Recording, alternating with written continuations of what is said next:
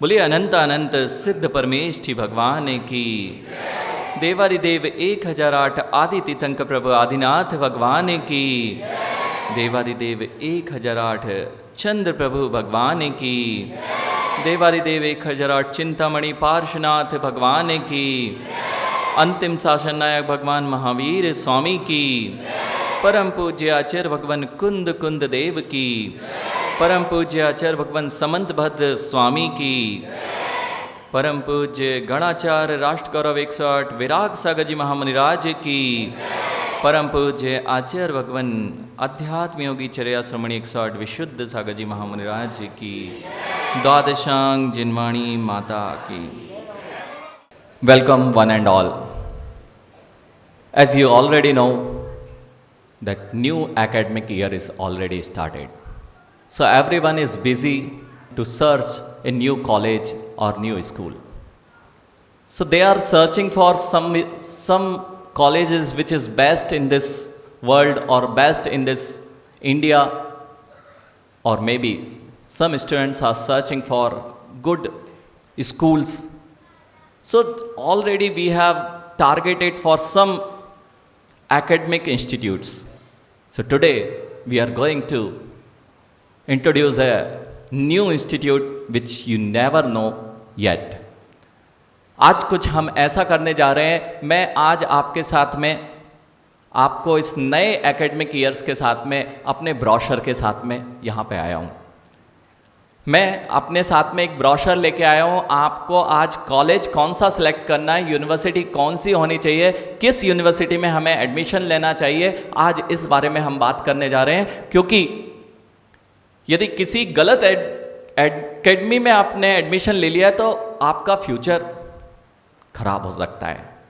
तो सबसे पहले आप क्या सोचते हैं, कितनी पुरानी एकेडमी है, कितना पुराना कॉलेज है, कितनी अच्छी फैकल्टी है और कितने अच्छे पैकेजेस इस यूनिवर्सिटी से निकलने के बाद मिलते हैं। अथवा ये देखते हैं कि रॉयल पर्सनालिटी, एक रिचेस्ट पर्सन, सब कुछ अगर हम किसी कॉलेज में पढ़ने जा रहे हैं तो यह देखते हैं कि कहाँ पर जाएं कि हमारे साथ में हमारा कैरियर बन सके और whatever we want to achieve we can achieve once we passed out from one university. Okay? Now, are you ready?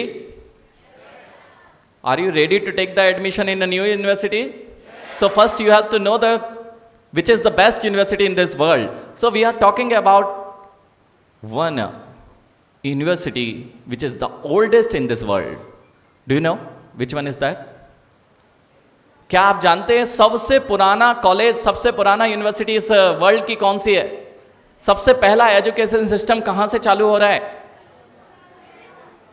अभी कुछ लोगों को पता नहीं है, इसलिए मैंने कहा था मैं ब्रोशर लेके आया हूँ। कौन कौन से कोर्स ऑफर्ड किए जाते हैं, कौन कौन से कोर्सेज में आप जा सकते हैं। दुनिया का ऐसा कोई भी कोर्स नहीं है जो हमारी यूनिवर्सिटी आपको ऑफर ना करे। इसलिए और जो लोग यहाँ आए हैं, हम एक को भी नहीं जाने देंगे कि बिना हमारे कॉलेज में एडमिशन लिए जा पाए। सबके जितने पुराने एडमिशन हैं सब कैंसिल होने वाले हैं। Are you ready? Because I am also here with duster and pens. You know, जब भी कोई टीचर आता है हाथ में क्या लेता है? Duster and chalk. Okay, so first of all I have one duster and one chalk and I will wash out or I will wipe out your brains. Are you ready? वाह, बहुत अच्छे लोग हैं। मतलब मैं तुम्हारे ब्रेन को, जो तुम्हारे अंदर जो भी चीज अभी भरी हुई थी, मैं उसको वाइप आउट करने वाला हूं और कुछ नया लिखने वाला हूं। Are you ready? ऐसे रेडी हुआ जाता है। I am going to give you a challenge. Whatever, whenever you will find someone alone, you have to come to here, then we will provide the guidance how to get a real or perfect life. Okay, so we are going to start with our new brochure. So first of all, सबसे पहली university, जब भी हम कोई university देखते हैं, college देखते हैं, तो ये देखते हैं कि सबसे पुराना कॉलेज कौन सा है। तो सबसे पुराना कॉलेज जहाँ से एजुकेशन सिस्टम का प्रारंभ होता है, यह है आदिनाथ भगवान की वह परंपरा जहाँ पर ना को एड सिस्टम अगर कहीं से चालू होता है तो वह होता है आदिनाथ भगवान की यूनिवर्सिटी से चालू। आदिनाथ भगवान ने 72 तरह की पुरुष की विद्याएं बताई और 64 तरह की विद्याएं महिलाओं के लिए, स्त्रियों के लिए बताई थी। वह विद्याएं आज भी पूरे भारत में उन्हीं विद्याओं के नाम से, चाहे व्यापार हो, चाहे शिल्प हो, चाहे खेती हो, चाहे किसी भी अन्य प्रकार का व्यापार किया जाता हो, वह सारी की सारी विद्याएं कब से प्रारंभ हो रही हैं?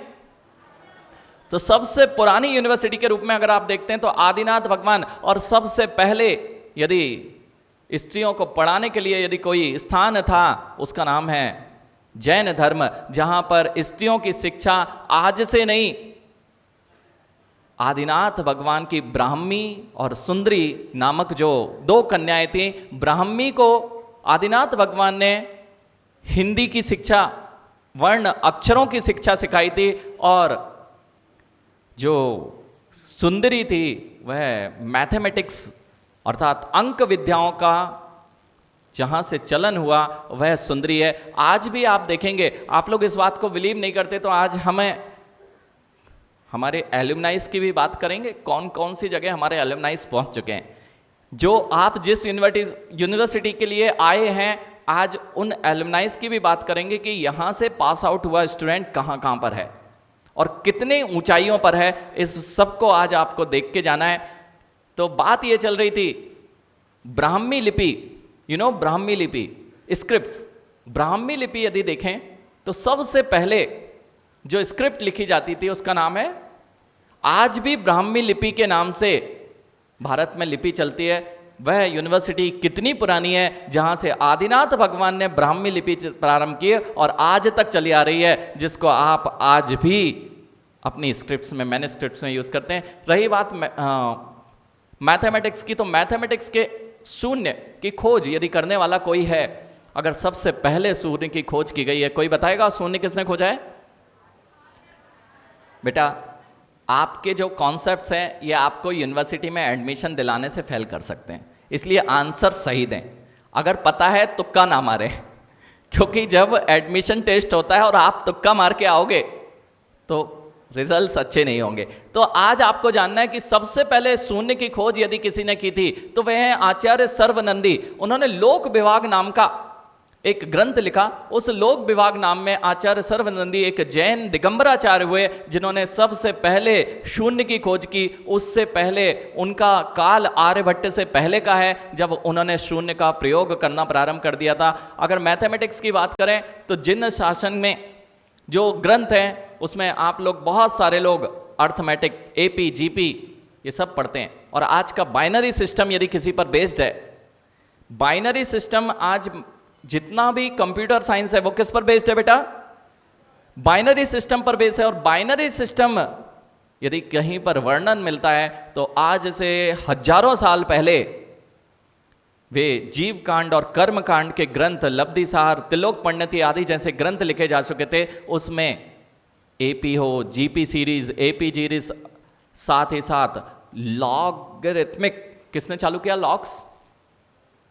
लॉग्स पता है आपको? लॉग का यूज करते हैं। जब भी बाइनरी सिस्टम यूज होता है तो लॉगरिथमिक टेबल्स का प्रयोग करना ही पड़ता है। और लॉगरिथमिक बेस के ऊपर लॉग की क्या वैल्यूज होती हैं, क्या फार्मूलेज होते हैं। जब हम एक ग्रंथ पढ़ रहे थे नमन, जब जीवकांड पढ़ रहे थे उसमें संस्कृत में मूल श्लोक लिखे हुए थे और प्राकृत में भी मूल श्लोक में लिखे हुए थे। उन प्राकृत श्लोकों को जब पढ़ा तो पता चला ये तो कुछ सूत्र पढ़े पढ़े से लग रहे हैं। जब जो हायर मैथमेटिक्स, आप जानते हैं हमने हायर मैथमेटिक्स की स्टडी की है, जब जो सूत्र वहाँ पढ़े थे वे सारे के सूत्र हमारे पूर्व ग्रंथों में लिखे मिल गए।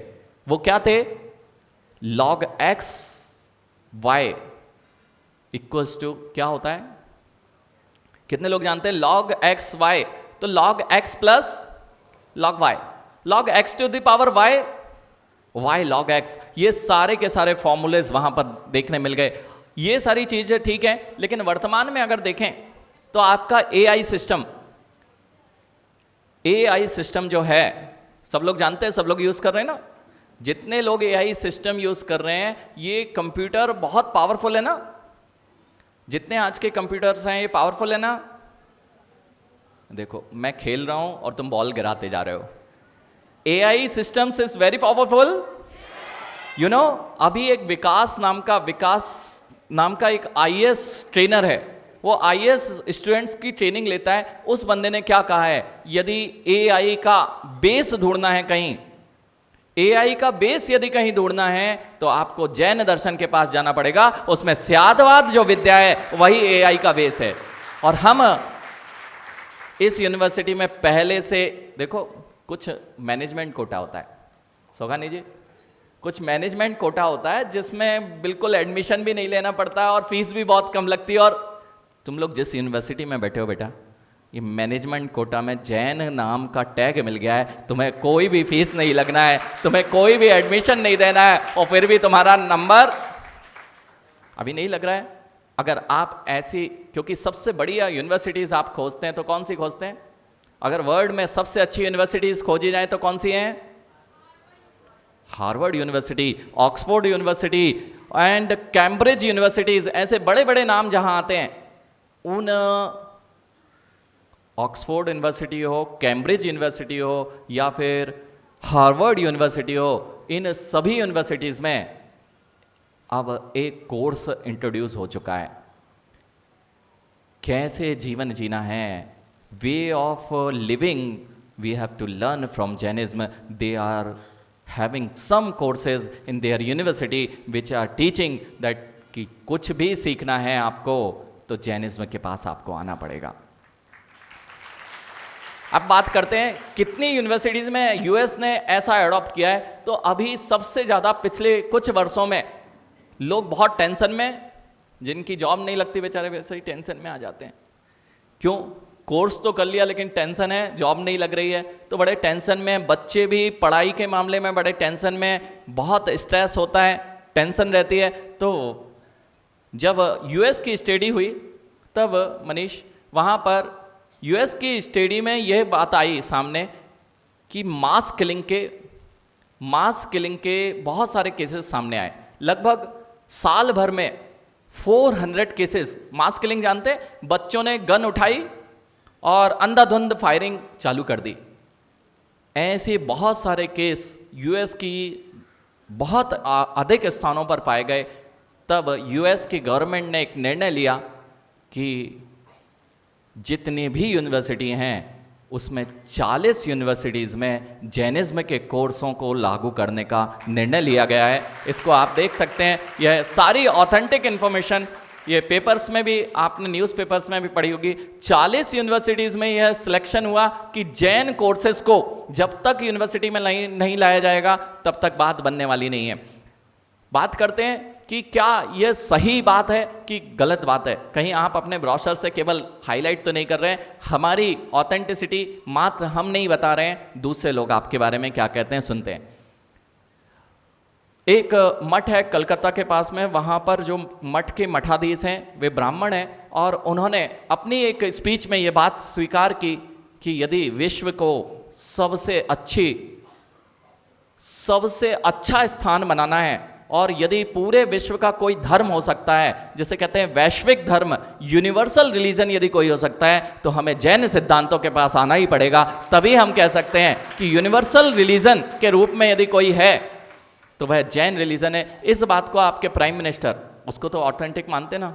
बस बेटा, जब तक तुम्हें अपनी क्वालिटी नहीं पता है तब तक तुम दूसरों पे ये कहते हो कि ये लोग बहुत अच्छे हैं। जिस दिन तुम्हें जैन धर्म का ये लोगो पता लग जाएगा, इसको जैसे ही देख लोगे तुम्हारे पास में पता चल जाएगा कि इससे बड़ा ब्रांड कोई नहीं है। यू नो, सबसे बड़ा biggest achievement in your life, what is biggest achievement in your life?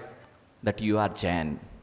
This is the biggest and branded name जो आपके पास कहां से मिला हुआ है? जैन। अभी तो ये लगता है ये जबरदस्ती आए, वो टैग मिल जाए ना ज्ञानी, छोटा सा टैग होना, उसके लिए तुम लोग वो लेने के लिए माता पिता को कितना परेशान करते हो। एप्पल का फोन, और एप्पल के फोन में अंदर कुछ और भर दो और ऊपर से ढक्कन लगा दो एप्पल का, लेने जाओगे क्या? पैसे क्यों दिए जाते हैं? ब्रांड के। महाराज जी ऊपर से भी निशान चाहिए और अंदर से भी वैसे ही निशान चाहिए। ऐसे ही जो आपका सबसे बड़ा निशान है वह है जैन टैग। अगर ये आपके पास है तो दुनिया में आपको कहीं प्रॉब्लम नहीं आने वाली। इस बात को आप नहीं स्वीकार करते ना? नहीं, मुझे लगता है बहुत सारे फेसेस मैं जानता हूं पढ़ने वाला, ये अब महाराज जी आए हैं तो सुनना पड़ेगा। लेकिन बेटा हम ऐसे हैं कि एक बार हमारी यूनिवर्सिटी में कोई आ गया, उसके बाद यहां से कोई वापस जा नहीं सकता। जैन, आपको यह बात तो स्वीकार करना पड़ेगी, यदि आपके आगे जैन लगा है तो अपने आप विश्वसनीयता आपके पास आ जाती है, आपके अंदर फेथ दिखाई देता है। दुनिया के किसी भी कोने में चले जाएं, यदि जैन आपके पासपोर्ट पर लिखा हुआ है तो फ्लाइट में 2 घंटे की चेकिंग की जगह अरे जैन साहब हैं जाने दो। इस बात को आप स्वीकार करते हैं। इतना ही नहीं, आज के विद्वानों की आप नहीं माने, आज के नेता की नहीं माने हैं, पुराने लोगों की तो आप मानते हैं।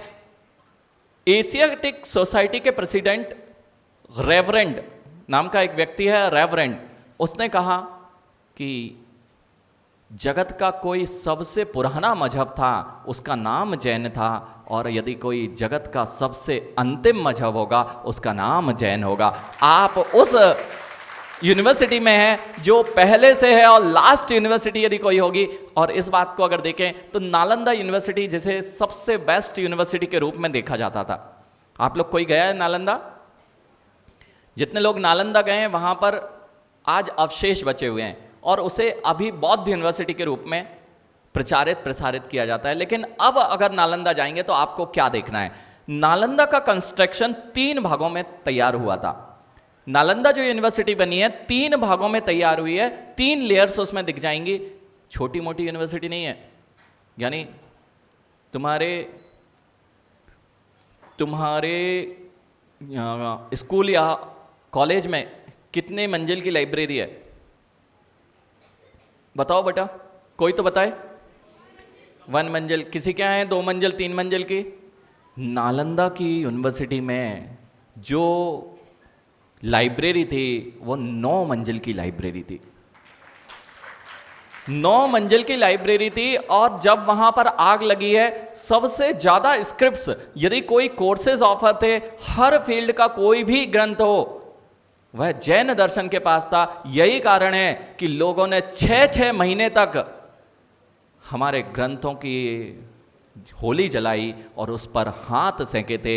जिसके पास इतने सारा स्क्रिप्ट था वे 6 महीने तक जलाते रहे। लेकिन आज भी इतने ग्रंथ हमारे पास उपलब्ध हैं।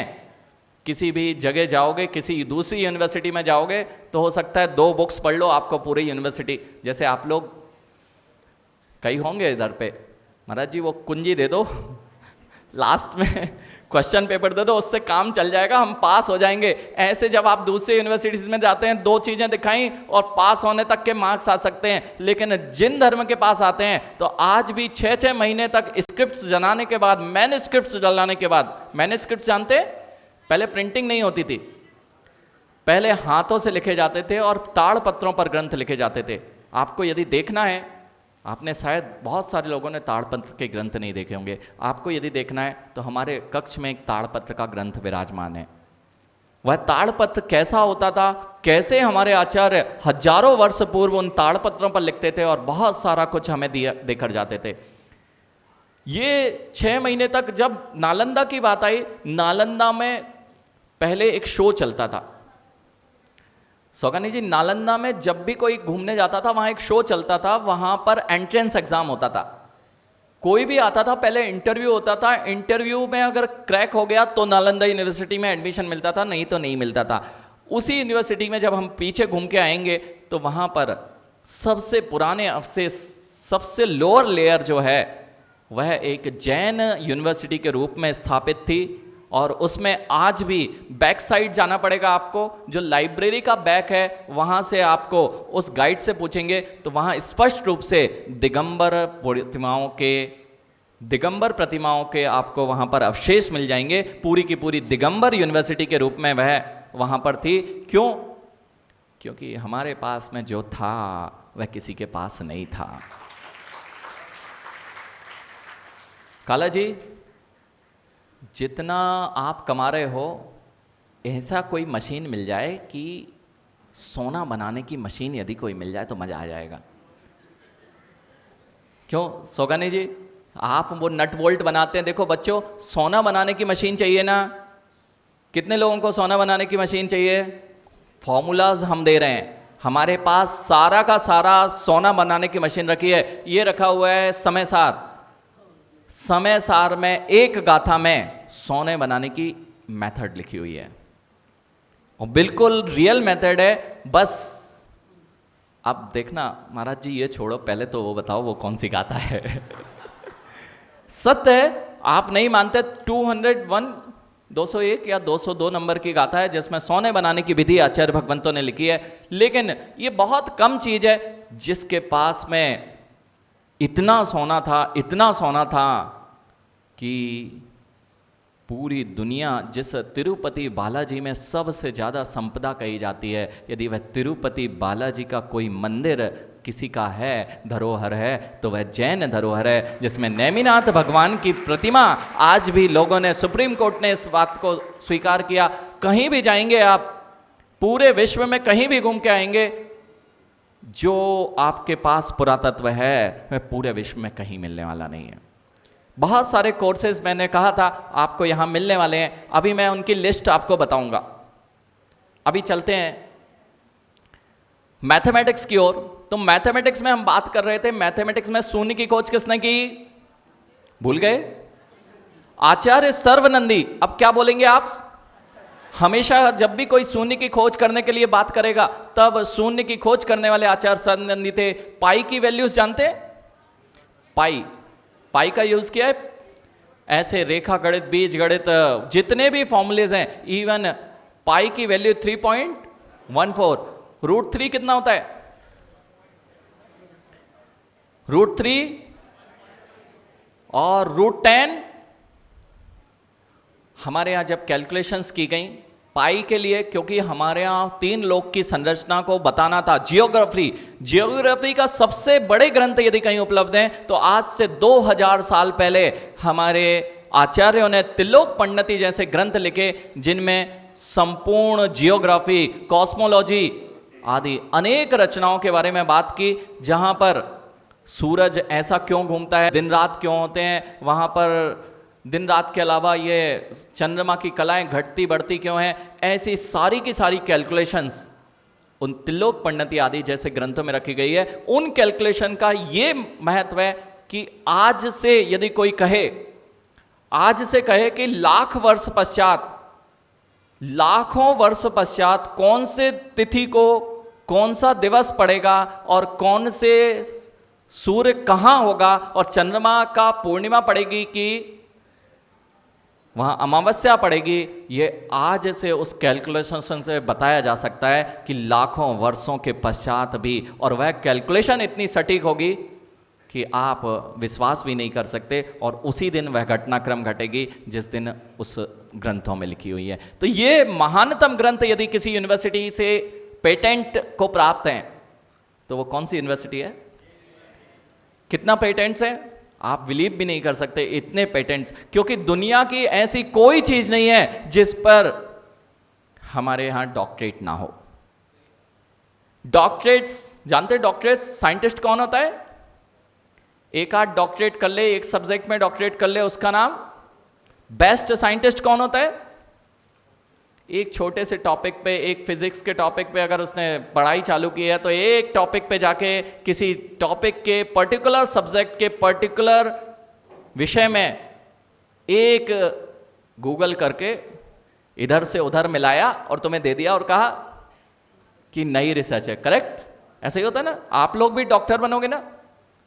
अरे आप लोग भी साइंटिस्ट बनोगे, ऐसा कोई नहीं है बच्चों, आप भी साइंटिस्ट बन सकते हो। क्या करना है? इधर का उधर, उधर का इधर, और नया।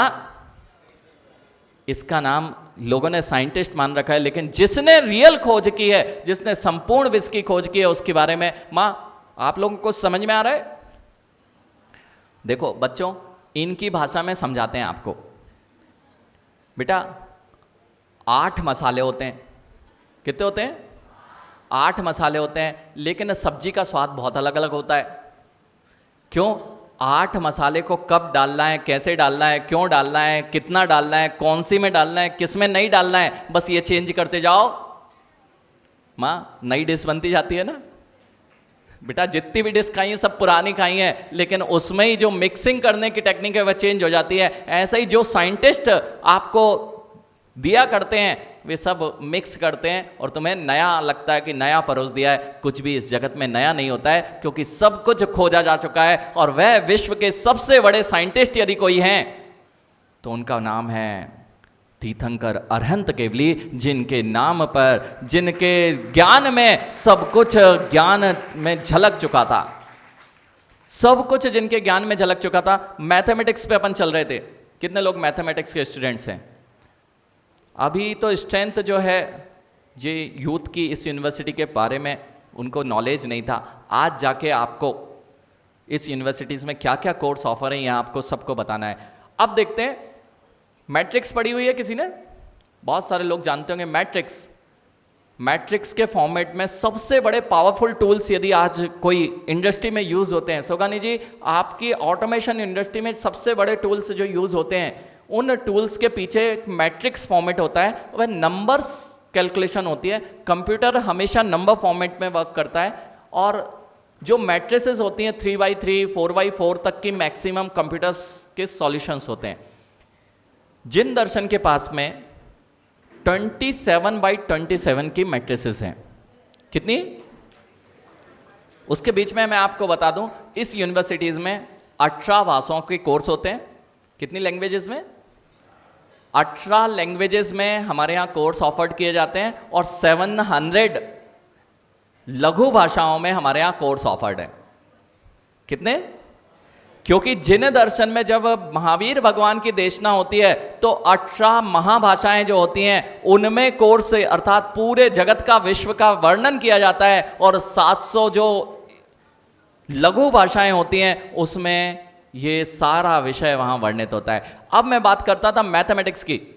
मैथमेटिक्स में 27x27 की मैट्रिक्स, जो अभी सबसे ज्यादा हाईएस्ट पेड यदि कोई इंजीनियर होता है उसका नाम होता है जो इंक्रिप्शन और डिक्रिप्शन टेक्नोलॉजी जानता है।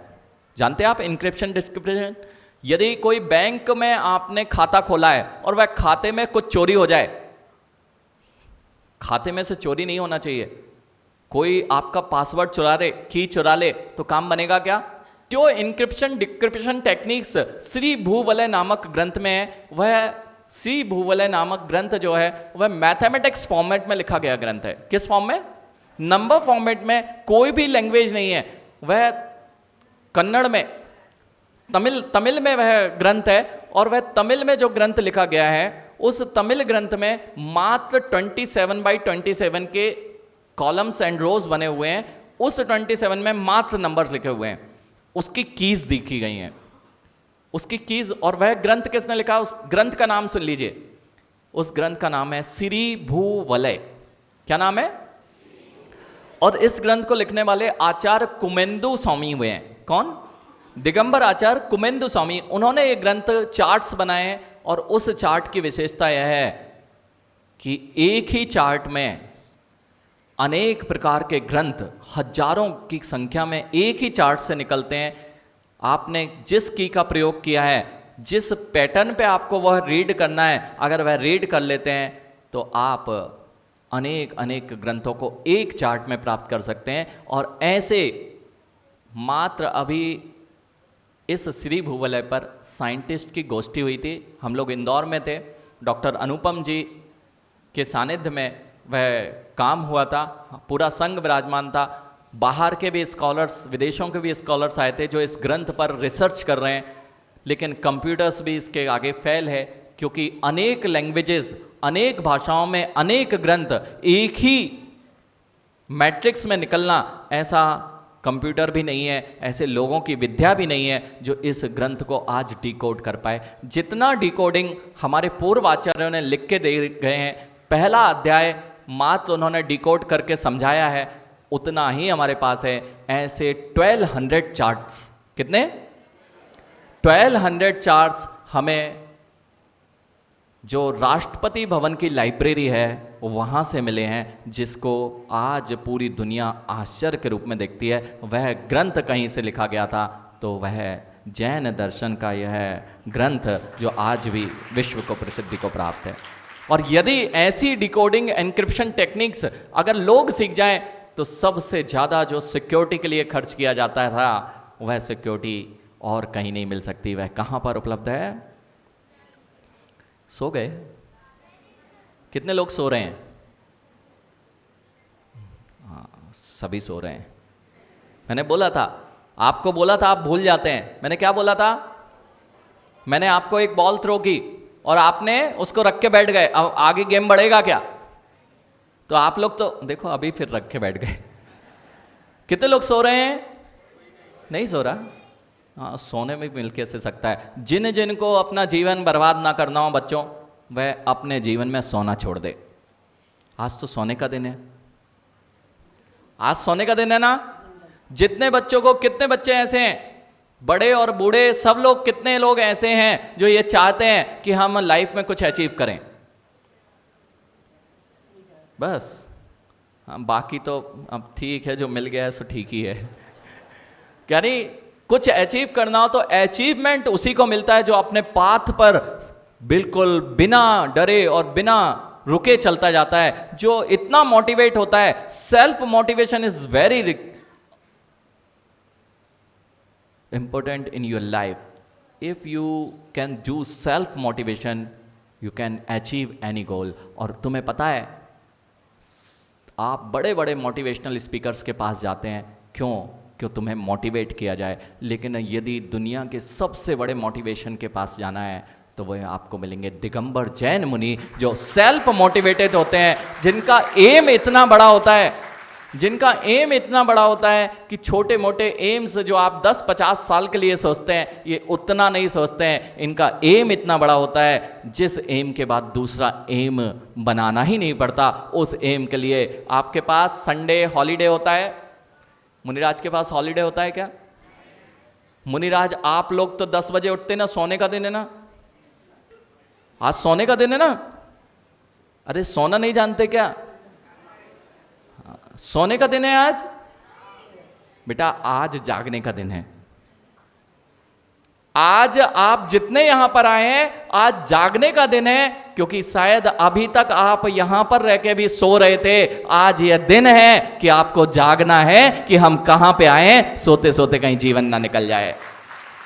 आज वास्तव में सोने का दिन है। लेकिन मैंने बोला था, ब्लैक बोर्ड्स के ऊपर जो कुछ लिखा हुआ है वो आज मैं वाइप आउट करने वाला हूं। अभी तक लगता था कि जैन धर्म में आ गए तो पता नहीं कौन से धर्म में आ गए, क्या क्या है इसके पास, कुछ नहीं है, ये क्रिया करो वह क्रिया करो। आज आपको रियल यूनिवर्सिटीज की वैल्यू पता करना है तो मैं आपको बताऊं किस किस फील्ड में हम वर्क करते हैं, किस किस फील्ड में हमारे पास है सबसे best scientist of the world. Who is the best scientist of the world? Stephen Hawkins. You can say space के मामले में स्टीफन हॉकिंस अभी वर्तमान में बहुत आगे थे। जानते हैं, उनके पास हाथ नहीं चलते थे। स्टीफन हॉकिंस को किस किसने देखा है? बहुत कम बच्चे हैं, बड़े लोगों ने नहीं देखा, लेकिन अभी याद आ जाएगा आपको।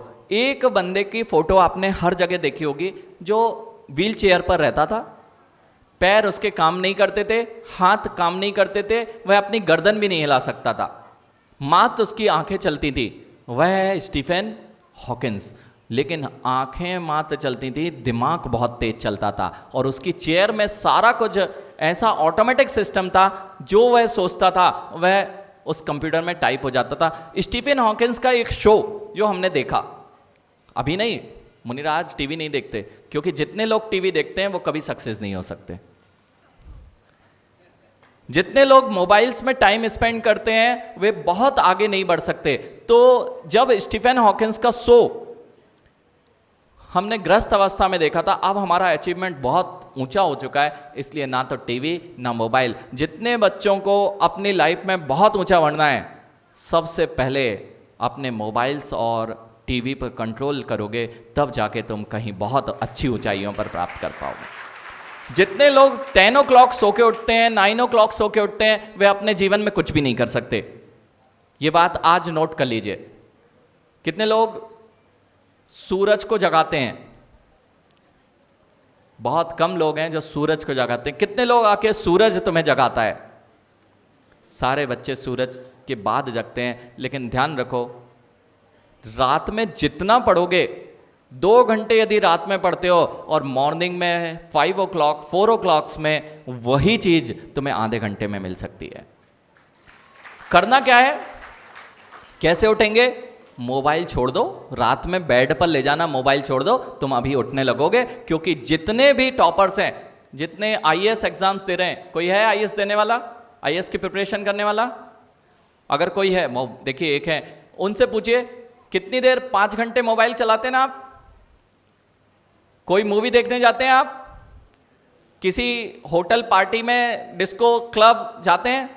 बेटा, एक छोटा सा आईएएस का एग्जाम क्रैक करने के लिए जब सब कुछ छोड़ना पड़ता है, भोजन भी जो मिल जाए वो खा लिया, ना तो म्यूजिक सुनते हैं, ना टीवी देखते हैं, ना मोबाइल देखते हैं, जब छोटे से आईएएस को क्रैक करने के लिए इतना कुछ करना पड़ता है, तो दुनिया की सबसे बड़ी उपलब्धि प्राप्त करने के लिए ये दिगंबर मुनि सारी चीजों का त्याग कर देते हैं, इसलिए सबसे बड़े स्थान पर पहुंचते हैं। डू यू नो सबसे हाईएस्ट पेड डॉक्टर साहब कौन है इस संसार में? सबसे हाईएस्ट पेड होता है तो उसका नाम होता है साइंटिस्ट। गवर्नमेंट बहुत फैसिलिटीज देती है, साइंटिस्ट को बहुत फैसिलिटी, पैसा भी देती है, सारी फैसिलिटीज भी देती है। क्यों देती है? क्यों देती है पीयूष? साइंटिस्ट के पास में यदि सब कुछ नहीं देंगे तो दिमाग नहीं चलेगा। साइंटिस्ट को सब कुछ फैसिलिटी, अब घर का, बच्चे को भोजन नहीं मिला, उसके स्कूल की टेंशन, उस घर में झाड़ू लगी कि नहीं लगी इसकी टेंशन, नौकर आया कि नहीं इसकी टेंशन, तो साइंटिस्ट काम कर लेगा ना। और फिर घर की सारी टेंशन कि घर है कि नहीं, किराए का है या पता नहीं घर में बड़ी समस्याएं, तो साइंटिस्ट बहुत अच्छा सा रिसर्च करेगा ना। ये क्लास जो यूनिवर्सिटी की ये क्लास आज से स्टार्ट हो रही है, जिसमें आज मात्र इंट्रोडक्शन है। इंट्रोडक्शन में मजा आ रहा है? कितने लोगों को नहीं आ रहा है? देखो आधे लोग है ना, वो नवीन जैसे अभी हाथ खड़ा करने वाले थे। ये क्यों होता है? ये क्यों होता है बेटा? आप लोग आधा क्वेश्चन पढ़ते हो और आंसर लिखना चालू कर देते हो, तो क्या मिलता है? तो क्या करना चाहिए? पूरा क्वेश्चन जब तक नहीं पढ़ो। तो कितने लोग आज से, बहुत बढ़िया, ऐसे बीच बीच में टेस्ट होते ना आपके यहाँ, स्टार्ट हुआ सेशन और टेस्ट प्रारंभ हो जाते, तो हम बीच बीच में देखते रहते हैं, झाग तो नहीं रहा, पीछे से कोई भाग तो नहीं गया? नहीं, मुझे नहीं लगता कि आज जगदीश जी कोई भागेगा, क्योंकि टीचर अगर खड़ूस हो ना, जिसे कहते हैं अच्छा नहीं है, पता नहीं कैसा बोरिंग पढ़ाता रहता है, मुझे नहीं लगता कि आज कोई बोरिंग क्लास चल रही है। कितने लोगों को बोरिंग क्लास दिखाई दे रही है? एक ने हाथ खड़ा किया। अभी समझाया था बेटा, कोई बात नहीं, होता है, एक दिन में चेंज हो जाए तो। लेकिन हाँ, अपनी हैबिट चेंज करना है। जितने लोग लेट जागते हैं, आज से एक नियम ले लो, अपनी कोई भी बैड हैबिट बदलना है, you have to spend 8 days to work on this. कितने दिन? 8 दिन आप अपनी हैबिट्स को बदल सकते हैं। 8 दिन you have to forcefully you have to motivate your self to change your things, to change your habits. आपको अपने को उत्साहित रखने के लिए फोर्सफुली 8 दिन तक वही कार्य करना है जो आप चाहते हैं। जैसे जितने लोग रात में नहीं सोते हैं और सुबह बहुत देर से उठ रहे हैं, वे अपनी पूरी लाइफ स्पॉइल कर रहे हैं। सबसे बड़ी यूनिवर्सिटीज़ में अगर कोई भी जाता है और वह सोता मिलेगा तो कुछ भी अचीव नहीं कर पाएगा। करेक्ट बेटा? अगर निडर स्पीकर यदि कोई है, कितनी देर बोलेगा? सुबह से एक क्लास लेके आ जाएगा, दूसरी क्लास लेके आ जाएगा। मिलो दिगंबर आचार्यों से जो प्रतिदिन कई घंटे तक इस माइक के सामने उपदेश दिया करते हैं। इनसे बड़ा पब्लिक स्पीकिंग, देखो पब्लिक स्पीकिंग का एक तरीका है सौगानी जी, पब्लिक स्पीकिंग में एक तरीका है कि लोग ये कहते हैं, जितने भी बड़े बड़े मोटिवेशनल स्पीकर्स हैं, वे ये कहते हैं कि जब तक आप पोडियम पे खड़े नहीं होंगे, आपको खड़े होकर स्पीच देने ही सिखाई गई है, कितने भी लोग हैं वे क्या करते हैं, जब भी स्पीच दी जाती है, कोई भी हो, आपका प्राइम मिनिस्टर भी होगा तो बैठ के कभी स्पीच नहीं देता। वो कैसे देता है, क्यों? वो कहते हैं कि खड़े होके आप लोगों को अधिक बाउंड कर पाते हैं। आप जिस हिसाब से मूवमेंट करते हैं उस हिसाब से बाउंडिंग बहुत अच्छी हो जाती है। लेकिन इस बात का खंडन भी अगर कहीं देखना है तो कभी दिगंबर मुनि खड़े होके नहीं करता है। इतने बड़े स्पीकर होते हैं कि बैठे बैठे ही वह सारी पब्लिक को बांध के रखते हैं। आपको पता है, यदि विश्व में भारत सबसे नंबर 1 रहा है किस बात में, विद्या के मामले में, किसी भी तरह की एजुकेशन सिस्टम हो, आज से ही नहीं पूर्व से भी एजुकेशन सिस्टम केवल भारत में ही अच्छी थी। और भारत में यदि किसी का राज्य था उसका नाम है जैनियों का राज्य रहा है, क्योंकि सबसे पुरानी संस्कृति यदि कोई रही है तो श्रमण संस्कृति रही है। आज से ही नहीं, आपको लगता है महाराज जी ये मंदिरों के लिए ऊपर खर्च करते हैं, मंदिर में ज़्यादा खर्च करते हैं, एजुकेशन सिस्टम अथवा जो अस्पताल है उसमें खर्च नहीं करते हैं, तो ये आपकी मान्यता रॉन्ग है। सबसे ज़्यादा पढ़ी लिखी समाज यदि कोई है और जिसमें स्त्रियों का भी सबसे ज़्यादा परसेंटेज है तो वह जैन समाज है। कहीं भी दुनिया में आप किसी भी स्थान पर जाएंगे, किसी भी सिटी में जाएंगे, वहां पर सबसे पुराने स्कूल्स में अगर देखेंगे, किसी भी आपके यहां भी नगर में जो भी पुरानी संस्थानें हैं वे सब जैन ऑर्गेनाइजेशंस हैं। यदि आप मध्य प्रदेश की ओर नजर करें, मध्य प्रदेश मध्य भारत कहलाता था, तब मध्य भारत में 0 से लेकर हाईएस्ट लेवल तक की जो एजुकेशन होती थी एकमात्र जैन संस्थान था। सेठ सिताबराय लक्ष्मीचंद जैन के वे इंस्टीट्यूट्स थे, सर सेठ हुकुमचंद के इंस्टीट्यूट हों, आपके यहाँ भी अनेक अनेक ऐसे विद्यालय हैं जो पूर्व से चलते आ रहे थे। मतलब यहाँ जो था वह किसी के पास नहीं था। और यही कारण है कि हार्वर्ड जैसी यूनिवर्सिटीज़ को भी आज जैन फिलॉसफी के एजुकेशन सिस्टम में उसको इन्वॉल्व करना पड़ रहा है। अभी अभी बात की थी, यूनिवर्सल रिलीजन के रूप में किसे देखा जाता है? सबसे संस्कारित, सबसे व्यवहारवान, सबसे पैसे वाली कोई समाज है तो उसका नाम, और आप उस मैनेजमेंट स्टाफ में आते हैं जिसका ब्रांड क्या है, you know the brand value, विश्व का सबसे बड़ा टैग उसका नाम जैन है। क्यों अपने आगे लिखने में जैन लिखने में घबराते हो? सबसे बड़ा यदि कोई ब्रांड है, यू नो, आप लोग लीडर बनना चाहते हो? सब लोग लीडर बनना चाहते हैं? नहीं बनना चाहते? अपनी फील्ड का कोई भी बेस्ट काम करेगा वह उस फील्ड का लीडर होगा कि नहीं? आज दुनिया में आप कहीं भी उठा के देखें, अगर एरोस्पेस के मामले में आप देखते हैं, इंडिया में ही नहीं, इंडिया के एरोस्पेस के यदि फादर कोई कहे जाते हैं उसका नाम क्या है? डॉक्टर विक्रम साराभाई। और विक्रम साराभाई और कोई नहीं थे, वे जैन स्कॉलर थे। अभी आपने लेटेस्ट में अगर देखें, विक्रम साराभाई के नाम से आज भी जितने स्पेस सेंटर्स चलते हैं इंडिया में, जितने भी स्पेस सेंटर्स हैं वे सब के सब किसके नाम पर हैं? साराभाई स्पेस स्टेशन, इसके नाम से ये सारे आज भी जो छोड़े जाते हैं। इसके साथ में अगर भारत में कोई कार इंडस्ट्री लेके आया, सबसे पहली कार इंडस्ट्री, सबसे पहली शिप इंडस्ट्री, सबसे पहली एयरक्राफ्ट इंडस्ट्री कोई लेके आया है, उनका नाम है बालचंद हीराचंद जैन। कौन है?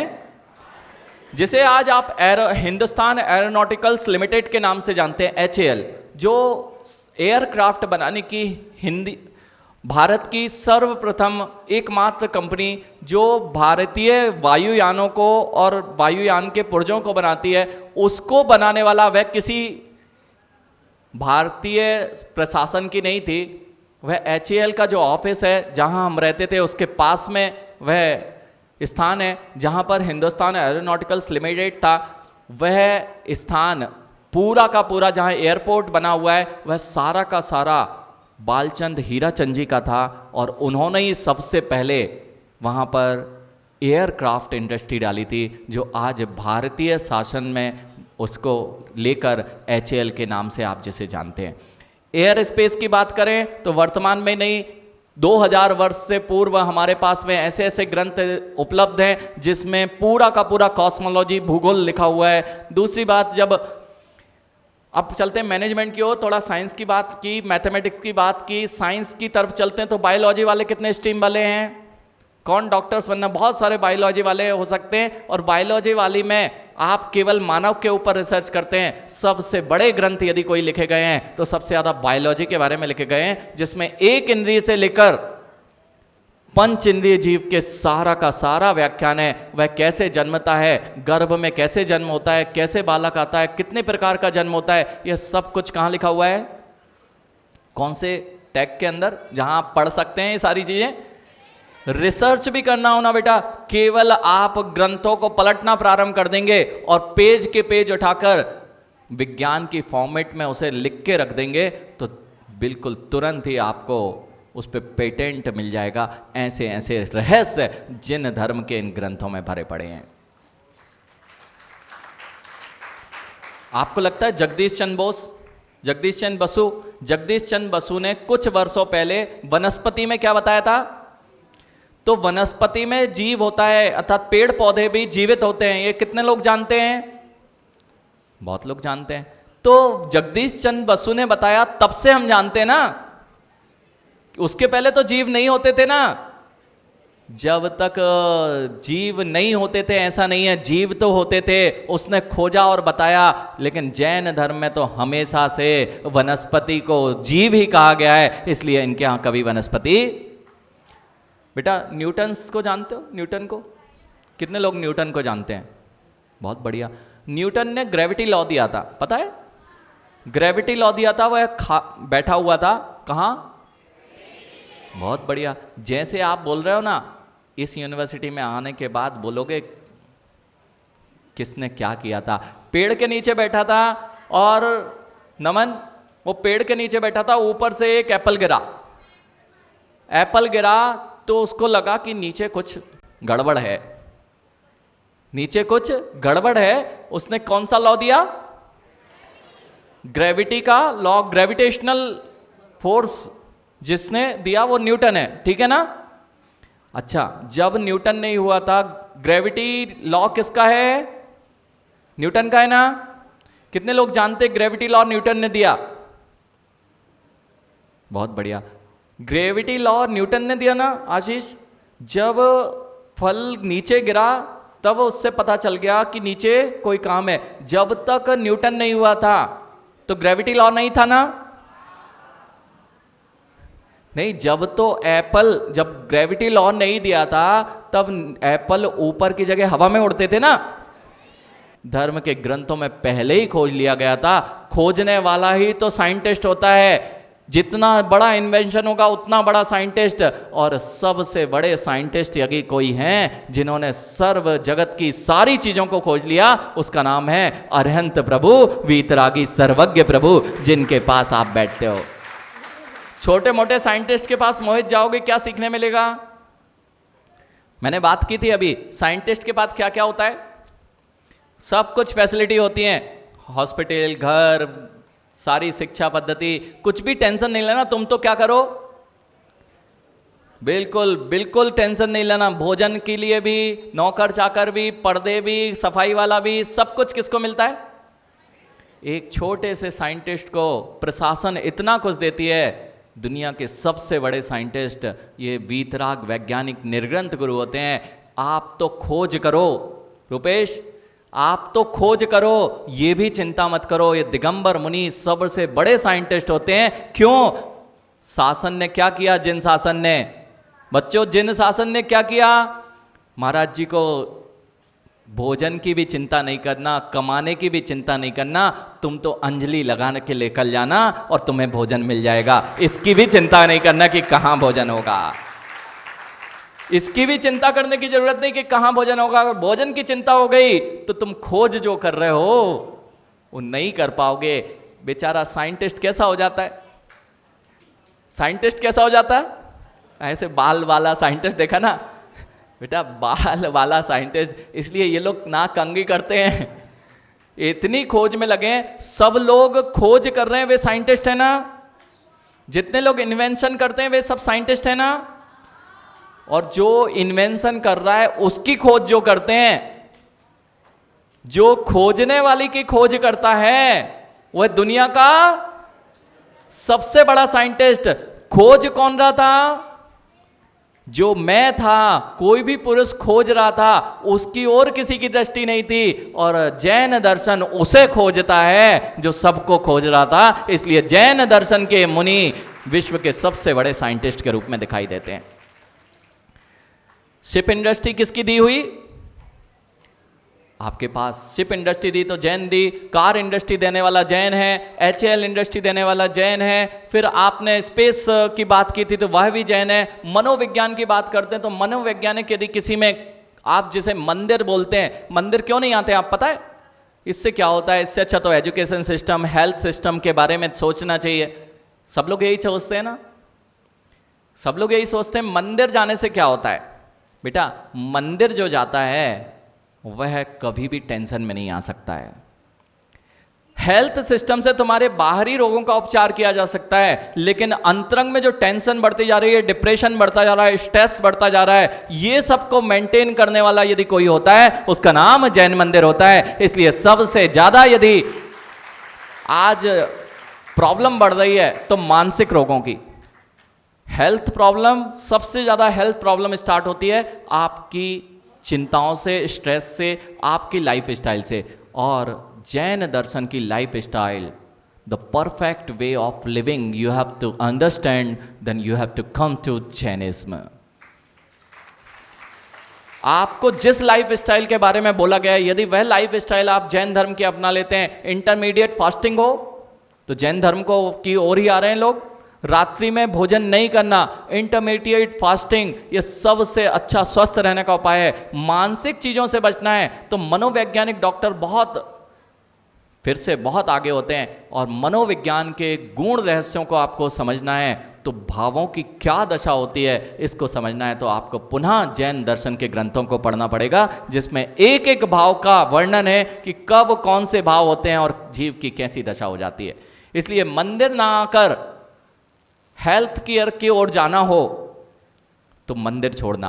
अभी वर्तमान में डॉक्टर पंकज जैन हैं, वे नंदीश्वर द्वीप की रचना की गई है, जो नंदीश्वर द्वीप भोपाल में बना है, उन्हें उसके लिए Guinness book of world record में नाम दिया गया है। सबसे best structure of cement concrete, इसके नाम से डॉक्टर पंकज जैन को, वह जम्बू द्वीप की रचना जो है उसके लिए गिनीज बुक ऑफ, ऐसे चाहे जुडिशरी हो, लॉ हो, न्याय ग्रंथ, अनेक न्याय ग्रंथ हमारे ग्रंथों में भरे हुए हैं। MSc इन मैथमेटिक्स अभी अभी बात की, श्री भूविलय APGP हायर मैथमेटिक्स, बैंकिंग की बात की, CA की बात की, यहां तक कि नेतागिरी की बात कर लेते हैं, राजनीति की बात कर लेते हैं। तो सबसे पहली डेमोक्रेसी यदि कहीं स्टार्ट हुई थी उसका नाम है, पता है आपको? डेमोक्रेसी, सबसे प्रथम डेमोक्रेसी पूरे विश्व में कहीं लागू हुई थी, उसका नाम है वैशाली गणराज्य। कौन सा? वैशाली गणराज्य। और वैशाली गणराज्य के किंग कौन थे? तो जो महावीर भगवान हैं, उन महावीर भगवान के नाना चेटक, क्या नाम था? राजा चेटक, वह फर्स्ट डेमोक्रेसी स्टार्ट करने वाले वैशाली से स्टार्ट हुई, जहाँ पे महावीर भगवान का जन्म हुआ है। वैशाली से पास में कुंड ग्राम है, वहाँ महावीर भगवान का, और डेमोक्रेसी में चुन के लोग आते थे, नेता आते थे। सबसे पहले प्रधानमंत्री के रूप में कई चुन के आया था, उनका नाम है भगवान महावीर स्वामी। महामात्य यानी उस समय प्रधानमंत्री नहीं कहा जाता था, महामात्म की पदवी होती थी, और वह डेमोक्रेसी में चुन के आए हुए भगवान महावीर स्वामी प्रथम महामात्म के रूप में थे। राजनीति की बात करें तो सम्राट चंद्रगुप्त मौर्य जैन शासक था, जिसने पूरे अखंड भारत को एक किया था। मौर्य देखें, खारवेल देखें, बिंबसार देखें, चेटक देखें, भरत चक्रवर्ती देखें, जिसके नाम से तुम्हारे राष्ट्र का नाम भारत पड़ा हुआ है। बीए साहित्य की बात करें तो एक कुरल काव्य नाम का ऐसा ग्रंथ है जो देश में नहीं विदेशों की 80 भाषाओं में प्रकाशित है। वह त्रिवलाचार्य का कुरल काव्य नीति शास्त्र का प्रथम ग्रंथ है। अपभ्रंश भाषा का प्रथम ग्रंथ देखें तो वह परमात्म प्रकाश आचार्य योगेंद्र स्वामी का है। अष्टांग निमित्त शास्त्रों की बात करें तो वह भी आपको एस्ट्रो के कोर्सेज में वह मिल जाएगा कि ज्योतिष कैसे सीखी जाती है। Physics, chemistry, atom, frequency, waves, सारी गणनाएं आपको कहां मिल जाएंगी?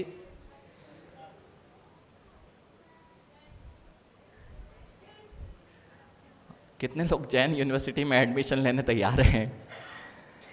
कितने लोग चाहते हैं कि हम जैन यूनिवर्सिटी से बाहर निकल जाएं? हाँ, कुछ लोग ने हाथ खड़े किए हैं। वो चाह रहे हैं कि हम जैन यूनिवर्सिटी, भैया अभी तो ब्राउज़र स्टार्ट ही नहीं हुआ है। बहुत लंबी लिस्ट है, लेकिन मैं बता सकता हूँ। ज्वेलरी हो, ज्वेलरी की कॉन्सेप्ट हो, ज्वेलरी में भी आदिनाथ पुराण पढ़ेंगे तो वहाँ ज्वेलरी का वर्णन आया है। कितनी तरह की ज्वेलरीज बनाई जा सकती है आदिनाथ पुराण में पढ़ने मिल जाएगा। सिविल इंजीनियरिंग के मामले में अभी बात की आपसे। बेस्ट म्यूजिक क्लासेस के बारे में बात करें तो कल्याण जी, रवीन जैन, कल्याण जी, और संगीत समय सार नाम का एक ग्रंथ है, उसमें संगीत की इतनी विद्याएं भरी पड़ी हैं कि लोग आज उसे समझने के लिए भी समर्थ नहीं है, गाने की तो बहुत दूर की बात है। मैजिक ट्रिक्स की बात करें तो जो मंत्रों से मैजिक किए जाते थे, वह नमोकार मंत्र सबसे पावरफुल मंत्र के रूप में लोग आज उसे स्वीकार करने लगे हैं। विद्याधर जो थे वह आपकी जितनी भी प्लेन स्पेस इंडस्ट्री थी वहाँ पर विद्याओं का प्रयोग किया जाता था। Car ship industry, education industry, अनेक अनेक ऐसी इंडस्ट्री जहाँ पर आप सोच भी नहीं सकते कि केमिस्ट्री हो, फोटोग्राफी हो, image, weather, environment, mining, weapons, best missile ever, military, diet chart, health, tourism, hosting, hotel, अतिथि सत्कार कैसे करना पड़ता है, ये भी कहीं कोर्स करने जाना है तो कहीं नहीं जाना है, जैन यूनिवर्सिटी में मिल जाएगा। बेस्ट कुकिंग, आनंद लेना है तो देखो ना, दुनिया के सबसे आनंदित लोगों के पास जाओगे तो सबसे आनंद में रहोगे, और दुनिया के सबसे आनंदित कोई हैं तो वे दिगंबर योगी हुआ करते हैं।